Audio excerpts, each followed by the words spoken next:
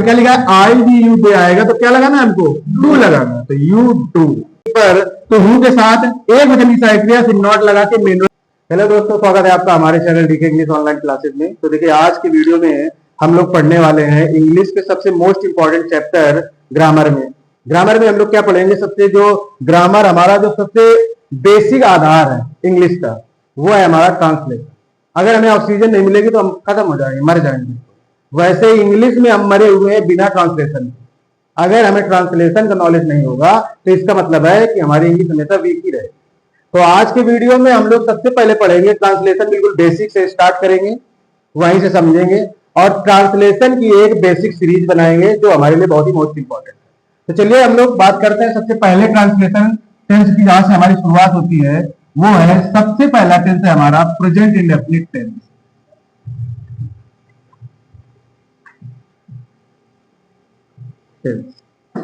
देखिए टेंस जो होता है वो हमारा 3 प्रकार का होता है, present tense, past tense, future tense. लेकिन टेंस में मोस्टली जो टेंस की शुरुआत है वो होती है प्रेजेंट इंडेफिनिट टेंस से, ठीक है। तो देखिएगा प्रेजेंट इंडेफिनिट टेंस में सबसे पहली जो मोस्ट इंपॉर्टेंट चीज है वो पहचान होती है, क्योंकि वाक्य कोई भी हो, कैसा भी सेंटेंस हो, कोई भी बात होता है, उसमें सबसे मोस्ट इंपॉर्टेंट चीज जो होती है वो होती है हमारी पहचान। क्या होती है? पहचान। तो देखिए पहचान इसकी होती है ता है, ती है, ते है, ता। इसका मतलब दोस्तों क्या होता है? इसका मतलब ये होता है कि अगर कोई पहचान हमें पता है, और पहचान हमेशा ध्यान रखिएगा वाक्य के लास्ट में होती है। कहां पर होती है? वाक्य के लास्ट में, अंत में, जहां से वाक्य समाप्त होता है। तो जिस वाक्य के अंत में हमें ता है, ती है, ते है, ता मिल जाएगा तो वो समझ जाएगा कि हमारा प्रेजेंट इंडेफिनिट टेंस है। कौन सा है? सबसे इंपॉर्टेंट चीज यही होती है टेंस पहचानने। अगर किसी वाक्य के अंत में ता है, ती है, ते है, ता, मतलब जैसे फॉर एग्जाम्पल कह दिया जाए, राम जाता है, वह किताब पढ़ता है, मैं कल दिल्ली, सॉरी कल नहीं आएगा क्योंकि कल हमारा पास्ट टेंस के लिए आता है, तो ये ध्यान रखिएगा, पास्ट के भागों में कल आता है और फ्यूचर के भागों में, प्रेजेंट के भाग में नहीं आएगा, ये चीज ध्यान रखना, ठीक है ना। तो देखिएगा ता ती में आ जाएगा, वह विद्यालय जाती है, तुम बगीचे में एक पेड़ लगाते हो, ऐसे ट्रांसलेशन जो आते हैं। तो ता ती है, ते आ जाए तो वो हमारा हो जाता है पहचान के रूप में प्रेजेंट इंडेफिनिट टेंस। बात समझ आई नहीं है? ठीक है। अब देखिए अगला हमारा टॉपिक इसी के है, जस्ट बाद प्रेजेंट इंडेफिनिट पर पहचान के बाद आता है हमारा सहायक क्रिया। सहायक क्रिया मतलब हेल्पिंग वर्ब और पहचान मतलब आइडेंटिटी, ठीक है। तो सहायक क्रिया में हमारा आता है इसका डू और डैश। क्या आएगा? डू और डैश आएगा, ये चीज, ठीक है। इसका यूज हमें करना है इस टेंस में, प्रेजेंट इंडेफिनिट टेंस पर, जिसकी पहचान है ता है, ती है, ते है, ताओ। सहायक क्रिया इसकी है हमारी डू या डैश। अब इसके बाद आ जाते हैं नियम पर। तो नियम हमारा स्टार्ट होता है साधारण वाक्य से। देखिए आप कोई भी टेंस पढ़िए, ठीक है, कोई भी आपको टेंस पढ़ाया जाएगा तो सबसे पहला जो पोजीशन स्टार्टिंग होती है वो प्रेजेंट इंडेफिनिट टेंस से होती है, और वो चीज स्टार्ट होती है साधारण वाक्य से। पहले आपको कोई भी टेंस होगा तो आपको पहले साधारण वाक्य पढ़ना पड़ेगा, फिर नकारात्मक, फिर प्रश्नवाचक। तो आप एक टेंस का मेथड अच्छे से समझ लेंगे तो आगे आने वाले जितने भी टेंस होंगे उनमें आपको ज्यादा से ज्यादा समझ में आएगा, ठीक है। तो जो हमारा पहला टेंस होता है उसे बहुत ध्यान से समझिएगा। तो देखिए साधारण वाक्य की जो नियम है, बहुत ध्यान से आप लोग भी देखिएगा, साधारण वाक्य की जो नियम है, तो सबसे पहला नियम, पहला ये होता है कि साधारण वाक्य में सहायक क्रिया का प्रयोग नहीं होता है। साधारण वाक्य में सहायक क्रिया का प्रयोग नहीं करते हैं, ये हो गया। मतलब प्रेजेंट इंडेफिनिट, मैं पहले ही आप लोगों को बता दूं कि जो प्रेजेंट इंडेफिनिट टेंस होता है, पास्ट इंडेफिनिट टेंस होता है, इन दोनों में साधारण वाक्य में सहायक क्रिया का प्रयोग कतई नहीं किया जाता है। इनमें कर्ता आता है, सब्जेक्ट, उसके बाद लास्ट में जो मेन वर्ब होती है इसका प्रयोग होता है। तो ये चीज बहुत इंपॉर्टेंट है कि प्रेजेंट इंडेफिनिट में ज्यादातर बच्चे आप लोग करते क्या हो कि साधारण वाक्य में जैसे कोई ट्रांसलेशन दिया जाता है तो उसी में डू डैश लगाने लगते हो, तो ये बहुत ही गलत है, क्योंकि साधारण वाक्य में कभी भी डू डैश का प्रयोग नहीं होगा। डू डैश का अगर प्रयोग होगा तो वो क्रिया के रूप में होगा, जैसे डू माने करना होता है, भाई डू डैश हमारी सहायक क्रिया होती है, और डू माने करना भी तो होता है, तो करने के अर्थ में मेन वर्ब के रूप में डू डैश का प्रयोग हो सकता है एक वचन या बहुवचन के अनुसार, लेकिन ऐसे नहीं हो सकता है कि आप सहायक क्रिया के रूप में साधारण वाक्य में डू डैश का प्रयोग करें। बात समझ आ रही है ना? तो आगे देखिएगा, तो आप इसको नोट करते जाइएगा साथ में, साधारण वाक्य में सहायक क्रिया का प्रयोग नहीं करते हैं। दूसरी चीज, कर्ता के तुरंत बाद वाक्य के अंत में लिखी मुख्य क्रिया का प्रयोग करते हैं। इसका मतलब क्या हुआ? मुख्य क्रिया का प्रयोग करते हैं। इसका मतलब ये हुआ है कि साधारण वाक्य में सबसे पहले कर्ता आता है और लास्ट में जो मुख्य क्रिया होती है वो प्रयोग होती है। मुख्य क्रिया का मतलब पहले आप लोग समझ लीजिए कि मुख्य क्रिया का मतलब क्या होता है। मुख्य क्रिया का मतलब होता है जिस शब्द में लास्ट में ना शब्द आ जाए, ना ये शब्द, ये बात समझ आ रही ना? जब हम कहते हैं खाना पीना, रोना धोना, हंसना मारना, टहलना, प्यार करना, घृणा करना, झूठ बोलना, सच बोलना, तो देखो सभी शब्द जो मैंने बोले उनके अंत में ये ना शब्द आ रहा है। क्या आ रहा है? ना शब्द। तो ये हमारी क्या होती है? मुख्य क्रियाएं होती है, मेन वर्ब्स होती है। बात समझ आई नहीं? आ गई? ठीक है। तो कर्ता के बाद हमें इन्हीं ना वाली मुख्य क्रियाओं जैसे शब्दों का जो लास्ट में आएगी उनका प्रयोग करना है। बात समझ आ रही ना? ठीक है। तो ये हमारे दो नियम हो गए यहां तक। इसलिए रूल नंबर 3 दो तक हो गया हमारा।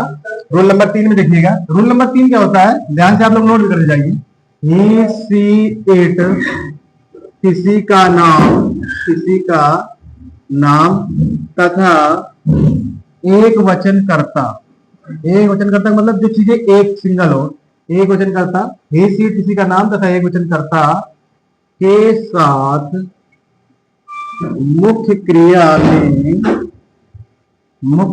में एस या ईएस का प्रयोग करते हैं। क्या करते हैं? प्रयोग करते हैं। ठीक है। अगला चौथा रूल है हमारा, आई वी यू दे तथा बहुवचन कर्ता। बहुवचन कर्ता मतलब जो चीजें एक से ज्यादा हो। आई वी यू दे तथा बहुवचन कर्ता के साथ मुख्य क्रिया में यस या ईएस का प्रयोग नहीं करते हैं। देखो इसमें बहुत ही ज्यादा मोस्ट इंपोर्टेंट, इसमें ज्यादातर आप लोग गलती करते हैं, बहुत गलती करते हैं इस चीज में। ठीक है ना? देखिएगा तो इसको आप लोग बहुत ध्यान समझिएगा कि क्रिया में यस के प्रयोग कब हमें करना है, कब नहीं करना है। तो देखिए जो हमारे एक वचन वाले करता होते हैं, जैसे ही सी किसी का नाम या एक वचन करता, तो जो भी हम मुख्य क्रिया लेंगे उसमें यस या यस का प्रयोग करेंगे। और जो हमारा आई वी यू दे और बहुवचन करता, ये जो सब्जेक्ट होते हैं हमारे, इनमें हम जब मुख्य क्रिया लेंगे तो उसमें ये यस यस का प्रयोग बिल्कुल कतई नहीं करेंगे। बात समझ आ रही कि नहीं आ रही? ठीक है। तो देखिए पहले देख लेते हैं कि यस कब लगाते हैं और यस कब लगाते हैं। भाई आई वी यू दे आएगा तो यस यस लगाना ही नहीं मुख्य क्रिया में। ठीक है। पहले आप लोग ध्यान से देख लीजिए। ठीक है। बाद में नोट कर लेना। देखो जरा इधर देखो, आई वी यू दे आएगा तो हमें मुख्य क्रिया में यस यस लगाना ही नहीं है, केवल सीधा मेन वर्ग की फर्स्ट फॉर्म आ जाएगी। इन सब्जेक्ट के बाद तुरंत मेन वर्ग की फर्स्ट फॉर्म। लेकिन जब ये हमारे सब्जेक्ट होंगे तो इनके बाद जो मेन वर्ग की फर्स्ट फॉर्म आएगी उसमें हमें यस भी लग सकता है, यस भी लगता है। तो हमें पता कैसे चलेगा कि इन वाले सब्जेक्ट के साथ में यस कब लगना है, ईएस कब लगना है। तो देखो जैसे मान लो हमारा गो लिखा है यहाँ पे GO, तो मेन वर्ब की जो स्पेलिंग होती है उसका लास्ट वाला अक्षर O है तो ईएस लगेगा। क्या लगेगा? ईएस। तो ऐसे ही शब्द बहुत सारे होते हैं। जैसे हमारा हो गया O, जैसे यस, डबल एस, CH, और ये हमारा O हो गया। इस टाइप के अगर मेन वर्ब के लास्ट में ये अक्षर आ जाएंगे हमारे, तो हमें क्या लगाना है? ईएस। और ये नहीं होंगे तो फिर क्या लगेगा? केवल यस लगेगा। जैसे मान लो है प्ले, PLAY आ गया। अब अगर करता हमारा ही सिट किसी का नाम एक वचन है और मेन वर्ब प्ले आई है तो लास्ट वाला अक्षर क्या है? वाई। तो वाई के लिए देखो इसमें कहीं भी वाई नहीं है, इसका मतलब है कि इसमें केवल यस लगेगा। क्या लगेगा? जब क्रिया के लास्ट में ये वाले आ जाएंगे शब्द हमारे तो यस लगाना, और अगर ऐसा आ जाएगा आपका तो फिर वहां यस लगता है। बात समझ आएगी नहीं आई? क्लियर है नहीं? बिल्कुल। कि इन चीजों को ध्यान रखिएगा, ये होंगे तो यस, अगर ये नहीं होंगे तो फिर ऐसा लगाना है आपको। ठीक है। चलिए आगे देखिए। तो अब हम लोग बात करते हैं सीधा ट्रांसलेशन बनाने में। ये तो हमारे साधारण वाक्य नियम हो गए प्रेजेंट इंडेफिनिट टेंस के। तो अब हम लोग सीखेंगे छोटे छोटे ट्रांसलेशन, उनको अब हम इस रूल पर डिनोट करेंगे कैसे बनेंगे। ठीक है। तो चलिए आगे देखते हैं। लोग सीखते हैं ट्रांसलेशन बनाना। अभी हमारे साधारण वाक्य नियम हुए हैं, तो अब उन नियमों का प्रयोग हम साधारण वाक्य के अनुवादों में करेंगे और हिंदी से अंग्रेजी बनाने की कोशिश करेंगे। तो आप लोग भी बहुत ध्यान से समझिएगा। देखिएगा सबसे पहला हमारा ट्रांसलेशन, जैसे मान लो है यहाँ पर हुआ है, पहले छोटे छोटे ट्रांसलेशन का प्रयोग करेंगे। ठीक है। फिर बड़े बड़े। तो देखिए जैसे लिखा है यहाँ पर वह जाता है, तो सबसे पहली विजिबिलिटी क्या होती है हमारे ट्रांसलेट, किसी भी टेंस का ट्रांसलेशन आ जाए, कोई भी ट्रांसलेशन हो, सबसे पहला काम ऐसा नहीं होता कि आप लोग सीधा बस स्टार्ट हो जाते हो, ही मैंने हुआ है, गो मैंने जाला, ऐसा नहीं। सबसे पहला काम होता है हमारा ट्रांसलेशन में, सबसे पहले हमें पहचानना पड़ता है, वाक्य की पहचान करनी पड़ती है। बात समझ आ रही कि नहीं आ रही? सबसे पहले पहचान करिए। जैसे अब यहाँ पे देखो लिखा है ता है, तो हमने क्या बताया था कि ता है, ती है, तो प्रेजेंट इंडेफिनिट टेंस। तो ये हमें क्लियर हो गया कि ये प्रेजेंट इंडेफिनिट टेंस है। अब प्रेजेंट इंडेफिनिट टेंस अगर क्लियर हो गया तो हमें पता है उसके नियम, बता भी चुके हैं आपको, लर्न करने पड़ेंगे, याद करने पड़ेंगे। तो इसका मतलब है कि हमें पता चल गया कि ये साधारण वाक्य नियम प्रेजेंट इंडेफिनिट का फॉलो करना है। अब उसमें करना क्या होता है कि हमने बताया कि पहला नियम कि कर्ता के बाद मुक्रिया, कर्ता के बाद मुक्रिया का प्रयोग होता है, सक्रिया का प्रयोग नहीं होता है। मतलब सबसे पहले हमें सब्जेक्ट लेना है, उसके बाद लास्ट में पहचान के साथ जो मुक्रिया होती है उसको लेना है। तो ये हो गया गो माने जाना। तो यहां तक रूल कितना फॉलो हुआ हमारा कि साधारण वाक्य में सक्रिया का प्रयोग नहीं होता है, पहली चीज। दूसरी चीज कर्ता के बाद मुक्रिया का प्रयोग होता है, ये भी हो गया। अब हमने आगे रूल आप लोगों को लिखाया कि निश्चित किसी का नाम एक वचन कर्ता होता है तो मुक्रिया में यस का प्रयोग करते हैं। इसका मतलब है कि इस कर्ता के अनुसार यहाँ पर यस या यस का प्रयोग किया जाएगा। तो देखिए आप यस लगे या यस, ये भी मैंने बता दिया आपको कि मुक्रिया के अंत में अगर ओ आ रहा है तो ईएस ही लगेगा, तो यहाँ पर बन जाएगा गोज। क्या बन जाएगा? गोज। तो ही गोज बन जाएगा, वह जाता है। ये हो गया। अगला देखिए, जैसे हमने कहा राम आज एक किताब, बहुत छोटे छोटे ट्रांसलेशन समझने पहले, ये नहीं कि बहुत ही बड़े वाले, पहले नॉर्मल आपको समझना है। राम आज एक किताब पढ़ता है, जैसे मान लो ये, तो देखिए पढ़ता है प्रेजेंट इंडेफिनिट टेंस हो गया हमारा। तो देखिए स्टार्ट करेंगे यहाँ पर, ध्यान दीजिए जरा, इधर पहले समझ लो। राम कर्ता के बाद सीधा देखो वाक्य कितना भी बड़ा हो, कितना भी बड़ा ट्रांसलेशन हो, तुम्हें घबराना नहीं है कि पूरा एक तरफ से एक तरफा वाक्य लिखा है। तुम्हें ध्यान ये देना है कि हमें सब्जेक्ट के बाद बीच में कुछ भी लिखा हो, हमें सीधा मुक्रिया से मतलब हमें लास्ट में मुक्रिया के पास जाना। तो कर्ता करते हुए सीधा मुक्रिया, तो रीड माने होता है पढ़ना, तो रीड करता एक वचन है, तो एक वचन के साथ मुक्रिया में यस, तो हो जाएगा रीड्स। अब हमेशा याद रखिएगा कि कुछ बच्चे क्या होते हैं कि मुक्रिया लिखते हैं, यहाँ सक्रिया या मुक्रिया जो भी अदर टेंस पे होता है, उसके बाद इन शब्दों का जो कर्म के रूप में शब्द होते हैं आगे पीछे करते रहते हैं। तो हमेशा याद रखिए मुक्रिया हमें बताती है कि हमें किस वाले वर्ड को लेना है, किस शब्द को लेना है। अब यहाँ पर रीड माने पढ़ना, तो अब देखो पढ़ने का काम क्या हो रहा है, पढ़ने का काम क्या हो रहा है, एक किताब, तो सीधा हम यहाँ पर ए बुक लिख देंगे। क्या करेंगे? अब ऐसा नहीं कि रीड्स टुडे कर दे, भाई रीड मैंने पढ़ता है तो ये भी तो विजिबल है इसमें ना कि किताब पढ़ रहा है। तो पहले मेन वर्ब के बाद ऑब्जेक्ट हमारा ए बुक आएगा। समय हमेशा याद रखिएगा उनको लास्ट में ही रखा जाता है, जैसे आज, कल, अब, तब, ऐसी चीजें हमेशा लास्ट में रखी जाती है। तो टुडे मीन्स होता है आज, तो ये हो गया टुडे। तो ये बन गया Ram reads a book today, Ram आज एक किताब पढ़ता है, ये हो गया। एक और समझिएगा, ये हो गया हमारा मुक्रिया में एसएस वाला। अब दूसरे टाइप का देखिएगा, जैसे हम यहां पर कहते हैं कि मैं तुम्हारे साथ बगीचे में एक फूल तोड़ता हूं। देखिए हमने ट्रांसलेशन को थोड़ा सा बढ़ा दिया है, थोड़ा बड़ा कर दिया है। क्यों? क्योंकि नॉर्मल चीजों में ही उसका यूज उसी प्रकार बढ़ा के करना है। जैसे यहां पर लिखा है मैं तुम्हारे साथ बगीचे में एक फूल तोड़ता हूं, तो वाक्य भले ही बड़ा है लेकिन बहुत ही इजी है। हमने जैसा प्रोसेस यहां पे बताया वही फॉलो करिए, और हर टेंस में ऐसे ही फॉलो करना है। आप सब्जेक्ट लीजिए, सब्जेक्ट के बाद सीधा लास्ट में मुक्रिया के पास जाइए, प्लग मैंने तोड़ना, तो यहां पर हो गया प्लग। अब यहां ध्यान ये देना है कि आई वी यू दे आएगा तो मुक्रिया में एस का प्रयोग आपको कतई नहीं करना है। सिर्फ किसी का नाम होता है तब ये एस के प्रयोग होते हैं, लेकिन आई वी यू दे आते हैं तो मुक्रिया में एस नहीं लगता, ना एस लगेगा ना एस, सीधा करता मेन वर्ब, मेन वर्ब के बाद सीधा ऑब्जेक्ट इधर से आएंगे। और एक चीज याद रखिएगा, जब हम मेन वर्ब को पकड़ते हैं तो मेन वर्ब से इधर को हम एक एक कदम चलते चले आएंगे। आपको कुछ सोचना ही नहीं, सिर्फ मेन वर्ब पकड़ो, बस एक एक चीज इधर आओ। तो प्लग मैंने तोड़ना, तोड़ने काम क्या है, एक फूल, तो ए फ्लावर, या FLOWER हो गया। अब कहा बगीचे में, तो इन द गार्डन, ये हो गया आपका। अब कब, कहा, किसके साथ, तुम्हारे साथ। तो देखो जब कभी भी आपका प्रीपोजिशन साथ हो या के साथ लिखा हो तो इसके लिए विद का प्रयोग करते हैं, तो यहां पर हम लिख देंगे विद।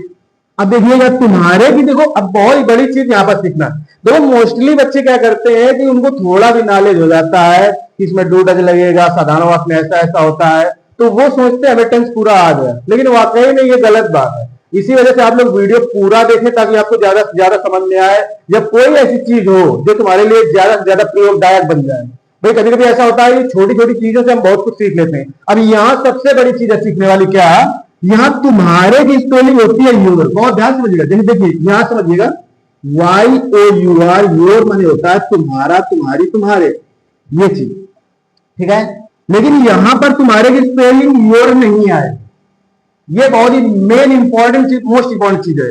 अब यहां पर योर माने होता है तुम्हारा, तुम्हारी, तुम्हारे, लेकिन यहां तुम्हारा, तुम्हारी, तुम्हारे की स्पेलिंग हम योर नहीं लेंगे। योर हमारा पॉजिटिव केस में आता है, लेकिन यहां पर ऑब्जेक्टिव केस में यूज होगा। यू का ऑब्जेक्टिव यू ही रहता है, ठीक है ना। तो इनका प्रयोग कब होता है, अब ये योर का प्रयोग कब होता है इसके लिए, और यू भी होता है, यू माने तुम होता है, और यू का मतलब भी हो जाता है। तो इसका कैसे हमें पता चलेगा कि ये वाला यू कब आएगा, ये योर कब आता है। तो हमेशा याद रखिएगा, जब तुम, यहां पर थोड़ा ध्यान दीजिएगा, जब वाक्य में तुम्हारा, तुम्हारी, तुम्हारे, मेरा, मेरी, मेरे, हमारा, हमारी, हमारे आ जाए, तो उसके साथ में उसका रिलेटिव, मतलब उसका एक संबंधवाचक शब्द होना चाहिए। जैसे हम कह रहे हैं कि तुम्हारा पेन, तो इसका मतलब है कि योर पेन होगा। लेकिन यहां पर लिखा तुम्हारे साथ, तो यहां पर दिखाया नहीं गया ना कि तुम्हारे है क्या चीज, या तुम्हारे का संबंध क्या है, कोई वस्तु या व्यक्ति नहीं बताया गया। जैसे हम कहते हैं कि तुम्हारे पिता के साथ, तो विद योर फादर हो जाएगा, फिर योर आएगा। लेकिन तुम्हारे साथ है तो विद योर नहीं होगा, फिर विद यू हो जाएगा। अगर होता है जैसे मेरे साथ, तो विद मी होगा, विद माई नहीं होगा। जैसे हो जाता हमारे साथ, तो विद अस होगा, विद अवर नहीं होगा, क्योंकि ये पॉजिटिव के संबंधवाचक सर्वनाम होते हैं। और संबंधवाचक सर्वनाम अपने जिस व्यक्ति से संबंध या वस्तु से रखता है, वो जब साथ में होता है तब हम माई, अवर, योर का प्रयोग करेंगे। अब यहां पर संबंधवाचक सर्वनाम के साथ में कोई है नहीं, इस वजह से वो फिर ऑब्जेक्टिव में चेंज होता है, पॉजिटिव नहीं बनता है। तो यहां पर तुम्हारे साथ है तो विद यू लिखेंगे, क्या लिखेंगे, योर नहीं लिखेंगे। अगर कोई इसके साथ नाउन होता, तुम्हारे पिताजी के साथ, तुम्हारे भाई के साथ, तुम्हारी मां के साथ, तब हम यहां पर योर का प्रयोग करते हैं।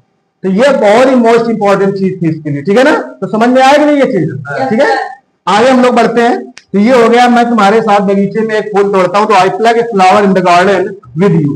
तो ये हमारे साधारण वाक्य नियम हो गए। अब हम लोग बढ़ते हैं कहां पर, नकारात्मक वाक्य बनाने के लिए। तो देखिएगा आगे वीडियो।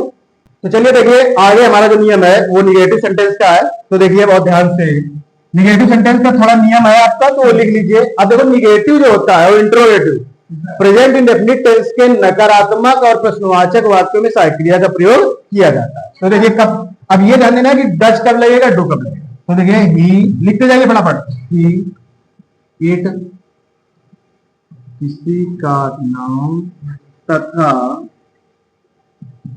एक वचन करता। तो इतनी चीजें अगर आएंगी तो उसमें लगेगा डज। क्या लगेगा, डज लगेगा।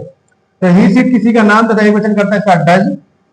दूसरा आई, डी, यू, दे तथा बहुवचन कर्ता के साथ दो का प्रयोग, ये होता है हमारा, ठीक है।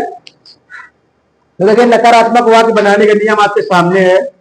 ही सीट किसी का नाम तथा एक वचन करता होगा तो डज का प्रयोग करेंगे, और अगर आई भी यू दे तथा बहुवचन करता होगा तो उसके साथ हमें दो का प्रयोग करना है। क्या का प्रयोग करना है, दो का। तो ये नियम आप लोग, अब जैसे आप लोग देख रहे हैं, तो इसलिए जब कोई चीज इंपॉर्टेंट हुआ करे तो आप समझ लीजिए, और इसके बाद चाहे तो आप जब ये मेन क्लिप आ जाए तो आप उसका स्क्रीनशॉट भी ले सकते हैं, ठीक है। तो देखिएगा ये नियम हो गया हमारा। तो अब हम लोग बनाएंगे नकारात्मक वाक्य। तो देखिए एग्जाम्पल, तो ध्यान दीजिएगा सब लोग, इधर देखिए, आप लोग देखिएगा, ध्यान दीजिए। अब नकारात्मक बनाने, साधारण हमारे बात हो गया, अब नकारात्मक सीखना है। जैसे हमने लिखा है यहां पर कि तुम आज एक कार नहीं खरीदते हो। तो देखिए जिस वाक्य में नहीं शब्द आ जाए तो वो हमारा क्या होता है, नकारात्मक वाक्य होता है। बात समझ आएगी नहीं है, नहीं शब्द लग जाएगा। जैसे राम जाता है तो ये साधारण है, अगर राम नहीं जाता है तो नकारात्मक हो जाएगा, ठीक है। वैसे ही अगर इसमें नहीं शब्द हटा दो तो ये साधारण हो जाएगा। अगर इसका नहीं शब्द हटा दें तो नकारात्मक से हमारा ये साधारण हो जाएगा, नहीं शब्द से नकारात्मक होगा। तो देखिएगा यू माने होता है तुम, तो यहाँ पे क्या लिखा है आई वी यू दे आएगा तो क्या लगाना है हमको, डू लगाना। तो यू डू। साइक्रिया कोई भी टेंस आप जितने भी आगे टेंस पढ़ेंगे उनमें साइक्रिया के बाद नॉट का प्रयोग करने से ही नकारात्मक बनता है। तो यू डू नॉट, नॉट के बाद तुरंत वही सेम प्रक्रिया साधारण की तरह मेन वर्ब आएगी लास्ट में, तो बाई मैंने खरीदना। अब ध्यान रखना नकारात्मक और प्रश्नवाचक में एस खत्म हो जाता है, तो कोई मतलब नहीं होता है। तो you do not by A car, इसके बाद टुडे मीन्स होता है आज, तो ये टुडे इधर आ जाएगा। तो ये चीज हो गया हमारा नकारात्मक। तो नकारात्मक कोई टेंशन नहीं है, प्रोसेस साधारण की तरह ही है, बस साधारण में साइक्रिया नहीं आती है। नकारात्मक प्रश्नवाचक में साइक्रिया का प्रयोग सब्जेक्ट के अनुसार देख करके करना। प्रोसेस वही है कि मुख्य क्रिया ऑब्जेक्ट जो ईटीसी होते हैं उनका प्रयोग वैसे ही भली बात करना है। बात समझ आ रही नहीं आगे, ठीक है। तो एक और बात देख लीजिए नकारात्मक, जैसे हम कहते हैं कि सीता कमरे में एक गीत नहीं गाती, जैसे ये लिखा हुआ है। तो देखिए सीता, इसके बाद एक वचन है डज लगेगा, तो डज साइक्रिया के बाद नॉट, नॉट के बाद सीधा लास्ट की क्रिया आती है।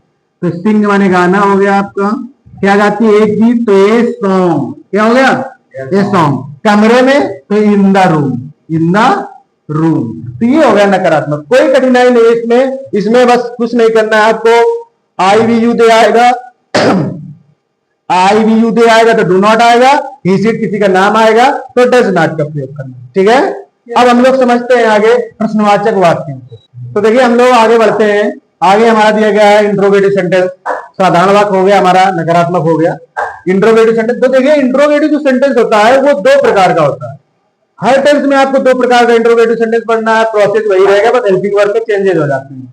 तो इंट्रोगेटिव सेंटेंस जो होता है वो दो प्रकार का होता है। सबसे पहला होता है इंट्रोगेटिव सेंटेंस ए पार्ट, क्या होता है, और दूसरा होता है इंट्रोगेटिव सेंटेंस बी पार्ट। तो पहले हम समझ लेते हैं कि ए पार्ट की क्या पहचान होती है, बी पार्ट। भाई अलग अलग पार्ट है तो उनकी अलग अलग पहचान भी होगी। तो देखिएगा कोई भी टेंस हो, पहचान एक बार आप याद कर लेंगे तो हर टेंस में वही यूज करना पहचान के रूप में। देखो जो ए पार्ट होता है बहुत ही साधारण सी पहचान है, जो वाक्य क्या से शुरू हो और लास्ट में क्वेश्चन मार्क लगाओ तो समझ जाओ वो प्रश्नवाचक ए पार्ट। क्या है, ए पार्ट। कोई भी टेंस हो, अगर वाक्य क्या से स्टार्ट है और लास्ट में क्वेश्चन मार्क लगा है तो ए पार्ट का वाक्य होता है। कहाँ का होता है, ए पार्ट का होता है।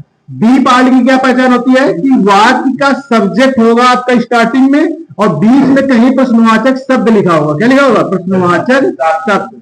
प्रश्नवाचक शब्द मतलब जैसे हो गया क्या, कब, कैसे, ऐसे शब्द हमारे वाक्य के बीच में लिखे होते हैं और लास्ट में फिर आपका क्वेश्चन मार्क। तो ये आपके कॉम्बिनेशन देख लीजिए ए पार्ट बी पार्ट। ए पार्ट में क्या अंतर है, डिफरेंस है, बी पार्ट में क्या डिफरेंस है। जो वाक्य क्या से शुरू हो लास्ट में क्वेश्चन मार्क लगा हो तो वो ए पार्ट होते हैं। बी पार्ट क्या होते हैं, जो वाक्य के बीच में अगर कोई प्रश्नवाचक शब्द आ जाए लास्ट में क्वेश्चन मार्क लगा है तो वो हमारा प्रश्नवाचक वाक्य बी पार्ट हो जाता है। तो बात समझ में आई। तो हम लोग चलिए स्टार्ट करते हैं ए पार्ट। तो ए पार्ट का नियम क्या होता है कि वाक्य में साइक्रिया स्टार्टिंग में आ जाती है। क्या होता है, साइक्रिया स्टार्टिंग में आ जाती है। मतलब जैसे हमने एक वाक्य यहाँ पर लिया कि क्या मोहन कक्षा में खेलता है, मतलब जैसे ये लिखा हुआ है। तो देखिए जब वाक्य क्या से स्टार्ट हो और लास्ट में क्वेश्चन मार्क लगाओ तो वो ए पार्ट होता है। ये तो हमारी हो गई पहचान, ठीक है। अब करना क्या होता है कि हमें क्या के नीचे हेल्पिंग वर्ब लेनी है। ए पार्ट में प्रश्नवाचक में क्या होता है कि सबसे पहले साइक्रिया, तो साइक्रिया हमें पता कैसे चलेगी कि कौन सी आएगी, तो वो पता चलता है सब्जेक्ट से। क्या के बाद जो सब्जेक्ट लिखा होता है उसी सब्जेक्ट से पता चलता है कि हमारी साइक्रिया क्या आएगी। तो हम क्या के नीचे आप जगह छोड़ दीजिए, पहले क्या के आगे जो वर्ड है वहां से स्टार्ट करिए। तो मोहन, और हमने बताया कि ही से किसी का नाम होता है तो साइक्रिया डज आती है। क्या आती है, डज आती है। तो ये जो सब्जेक्ट होता है इसी के अनुसार हमें साइक्रिया पहले कर देंगे। भाई नकारात्मक में क्या होता है कि हम करते के बाद साइक्रिया लेते हैं, प्रश्नवाचक में क्या होता है वही साइक्रिया पहले करना, प्रोसेस सेम वही चीज है। तो साइक्रिया प्लस करता बाकी सेम प्रोसेस। मेन वर्ब आ जाएगी तो यहाँ हो जाएगा प्ले, कक्षा में तो इन द क्लास हो जाएगा, इन द क्लास। लास्ट में क्वेश्चन मार्क जरूर लगाइएगा, क्योंकि अगर मान लो क्वेश्चन मार्क यहाँ लगा तो आपको यहाँ भी क्वेश्चन मार्क लगाना पड़ेगा। तो ये होता है हमारा ए पार्ट। दूसरा वाक्य देखिएगा, ए पार्ट दो प्रकार से होता है। उसमें एक साधारण में बनता है, एक नकारात्मक में बनता है। तो देखिएगा, जैसे हम यहां पर लेंगे, क्या वे एक गीत नहीं गाते हैं, नहीं गाते हैं। तो देखिएगा, क्या के आगे सब्जेक्ट होता है, तो ये हो गया दे माने वे, दे के साथ डू आता है, तो यहां पर हो जाएगा डू। देखिए, प्रत्येक वाक्य का पहला अक्षर वैसे कैपिटल रहता है, पंक्चुएशन का भी बहुत ध्यान दीजिएगा, लास्ट में क्वेश्चन मार्क होता है। तो डू दे, अब हमेशा याद रखिए, प्रश्नवाचक वाक्य आपका चाहे ए पार्ट हो चाहे बी पार्ट हो, उसमें कर्ता के तुरंत बाद नॉट आ जाता है। कोई भी टेंस होगा प्रश्नवाचक वाक्य में अगर नहीं शब्द आया है तो कर्ता के तुरंत बाद नॉट का प्रयोग हो जाता है। ये चीज आप लोग भी बहुत ध्यान दीजिएगा इसको, ठीक है ना। तो यहां पर आ जाएगा नॉट। अब बाकी सेम वही मेन वर्ब और ऑब्जेक्ट। तो सिंग एक सॉन्ग, एक गीत है तो ए सॉन्ग हो जाएगा। तो ये होता है हमारा ए पार्ट। तो कैसा विवाद किया जाए पार्ट का, आप क्रिया पहले कर दीजिए, सब्जेक्ट लीजिए, सब्जेक्ट के बाद में आप नॉट, अगर निगेटिव ऑप्शन है तो नॉट लीजिए, और नहीं तो सीधा आप एसआईडी की तरह साधारण है तो साधारण, नकारात्मक नकारात्मक बना दीजिए। बात समझ में आई? तो ये हमारा होता है इंट्रोगेटिव का ए पार्ट बी पार्ट। ए पार्ट का वाक्य हो गया इंट्रोगेटिव ए पार्ट, जिसमें साधारण होता है तो आप ऐसे करिए, अगर नकारात्मक में है तो कर्ता के बाद नॉट का जरूर विशेष ध्यान रखिएगा, ठीक है। तो छोटी छोटी चीजें बहुत अच्छे से आप लोग समझिएगा, ठीक है। तो आगे अब हम लोग बढ़ते हैं इंट्रोगेटिव बी पार्ट की। तो हम लोग देखते हैं इंट्रोगेटिव सेंटेंस बी पार्ट। तो देखिए, बी पार्ट में क्या होता है, बी पार्ट की सबसे पहली चीज पहचान, प्रश्नवाचक शब्द बीच में होता है। तो हमें करना क्या है, प्रश्नवाचक शब्द जो बीच में होता है उस प्रश्नवाचक शब्द की अंग्रेजी लिखना है, और प्लस जो ए पार्ट नियम हमने अभी पढ़ा उस ए पार्ट नियम को लगा देना है, मतलब जो वाक्य साइक्रिया से स्टार्ट वाला, ठीक है। तो इसका आप एग्जाम्पल समझिएगा बहुत ध्यान से। जैसे हमने लिखा है यहां पर कि वे आज जंगल में क्या पकड़ते हैं, ये लिख दीजिए, पकड़ते हैं। जैसे मान लीजिए कोई नॉर्मल सेंटेंस आप ले सकते हैं, वे आज जंगल में क्या पकड़ते हैं। तो देखिएगा, क्या शब्द हमने इस वजह से इसमें लिया क्योंकि क्या शब्द स्टार्टिंग में होता है तो वो ए पार्ट होता है, ये चीज ध्यान रखिएगा। और क्या क्योंकि कैसे बीच में होता है तो वो बी पार्ट होता है, ठीक है। तो क्या शब्द, प्रश्नवाचक शब्द जो होगा उसकी स्पेलिंग सबसे पहले आएगी। तो व्हाट, इसके बाद ए पार्ट का नियम, तो पहले साइक्रिया फिर करता, तो दे के साथ डू आता है, तो डू फिर दे। ये मेन वर्ब पकड़ना कैच में नहीं होता है तो CATCH, कैच भी ले सकते हैं, फाइंड शब्द भी ले सकते हैं, कोई दिक्कत नहीं है, या गेट मैंने पाना, गेट शब्द भी तो आप वर्ब यूज कर सकते हैं। बाकी कैच भी पकड़ना होगा तो आप कैच शब्द लिखिए। तो what do they catch in the forest, in the forest, और टुडे आपका आज जो है वो लास्ट में हो जाएगा। तो ये होता है हमारा बी पार्ट। बी पार्ट बहुत इजी है क्योंकि ए पार्ट आ गया तो बी पार्ट। देखिए यहां अगर हम व्हाट को हटा दें, प्रश्नवाचक शब्द हटा दें, तो ये सब ए पार्ट लिखा हुआ जो हमने अभी आपको ए पार्ट में पढ़ा दिया, सेम वही नियम लगाना है। प्रश्नवाचक शब्द बीच में क्या तो कब कैसे आ जाए तो वो यहां लिखना है, बाकी आपको सेम यहां पर कर देना है। तो देखिए ये हो गया हमारा बी पार्ट। अगर बी पार्ट में नकारात्मक वाक्य होगा तो कर्ता के बाद हमने बताया चाहे वो ए पार्ट हो चाहे बी पार्ट हो, सब्जेक्ट के बाद में नॉट का प्रयोग किया जाता है। अब बी पार्ट में मैं कुछ आपको विशेष सेंटेंस बी पार्ट के बता रहा हूं दो चार, तो उन्हें बहुत ध्यान समझिएगा, बहुत इंपॉर्टेंट सेंटेंस है। तो देखिएगा बी पार्ट के सेंटेंस देखिएगा, और भी देखिए जब कोई वाक्य कौन से स्टार्ट हो अगर प्रेजेंट इंडेफिनिट टेंस में, तो वो बहुत ही मोस्ट इंपॉर्टेंट चीज है, वो हमारा एक्टिव पैसिव में बहुत ही ज्यादा यूज होता है। कौन से, अगर कोई, जैसे हमने लिखा है यहाँ पर कि कौन खेलता है, इस प्रकार के वाक्यों को आप बहुत ध्यान से समझिएगा, बहुत ही मोस्ट इंपॉर्टेंट चीज है, इसको बहुत ध्यान से समझिएगा। अगर प्रेजेंट इंडेफिनिट टेंस का कौन वाला वाक्य आ जाए और उसमें नहीं ना लिखा हो, भाई अगर इसमें नहीं लिखा है तो करना क्या है, आपको हु माने कौन, हु के तुरंत बाद हमारा साधारण वाक्य का नियम लगा देना है, वो भी एक वचन वाला। तो ये जो हु होता है यही सब्जेक्ट एक वचन का काम करता है। मतलब अगर कौन वाला वाक्य साधारण है प्रश्नवाचक में, तो उस वाक्य में हु के बाद तुरंत मेन वर्ब में एस का प्रयोग होता है। मतलब मेन वर्ब की फर्स्ट फॉर्म लेंगे और भी एस या ईएस के साथ में, तब अगर आगे ऑब्जेक्ट है तो ऑब्जेक्ट आएगा, ईटीसी जो भी होगा वो आएगा। तो कौन खेलता है तो इसका सेंटेंस बनेगा हु, मेन वर्ब में एस तो प्ले में प्लेज हो जाएगा, और बाकी ऑब्जेक्ट है नहीं तो यही चला। तो ये बहुत ही मोस्ट इंपॉर्टेंट चीज है, इसको आप लोग बहुत ध्यान समझिएगा। अगर ये वाक्य नकारात्मक होगा तो हु के साथ हमेशा एक वचन की सहायता भी आती है। जैसे मान लो हम यहां पर लिख दें कि कौन नहीं पढ़ता है, जैसे मान लो ये सेंटेंस आ गया हमारा, तो हु माने होता है कौन, और हु के साथ प्रेजेंट इंडेफिनिट के नकारात्मक वाक्य में डज का प्रयोग होता है। जब वाक्य में कर्ता ना हो और कौन शब्द आया हो तो कौन के साथ हमेशा कोई भी टेंस हो उसमें एक वचन की साइकिल ली जाती है। तो हु डज नकारात्मक है तो नॉट, फिर मेन वर्ब रीड आ जाएगी। तो ये सबसे मोस्ट इंपॉर्टेंट चीज है प्रेजेंट इंडेफिनिट टेंस की। इंट्रोगेटिव सेंटेंस बी पार्ट में कौन का प्रयोग का सबसे मोस्ट इंपॉर्टेंट चीज है कि कौन वाला वाक्य साधारण में है तो हु के बाद मेन वर्ब, ऑब्जेक्ट अगर दिया तो आगे ऑब्जेक्ट। अगर कौन वाला सेंटेंस नकारात्मक है प्रेजेंट इंडेफिनिट पर तो हु के साथ एक वचन की साइकिल फिर नॉट लगा के मेन वर्ब की फर्स्ट फॉर्म। तो ये है हमारा कौन सा बी पार्ट। तो इस प्रकार हमारा प्रेजेंट इंडेफिनिट टेंस समाप्त होता है। साधारण वाक्य हो गया, नकारात्मक हो गया, प्रश्नवाचक हो गया। तो अगर वीडियो आप लोगों को अच्छा लगा हो तो आप वीडियो को लाइक करें, शेयर करें, जितना ज्यादा हो सके। आप पहली बात तो शेयर करिए ताकि हम लोगों को भी आप लोगों का थोड़ा सपोर्ट मिल सके। तो आपको आई होप कि मेरी जो आज की मेहनत है वो आप लोगों को समझ में आई होगी। तो अगर आप लोग और भी ऐसे वीडियो पाना चाहते हैं तो चैनल को सब्सक्राइब जरूर कर लीजिएगा। धन्यवाद।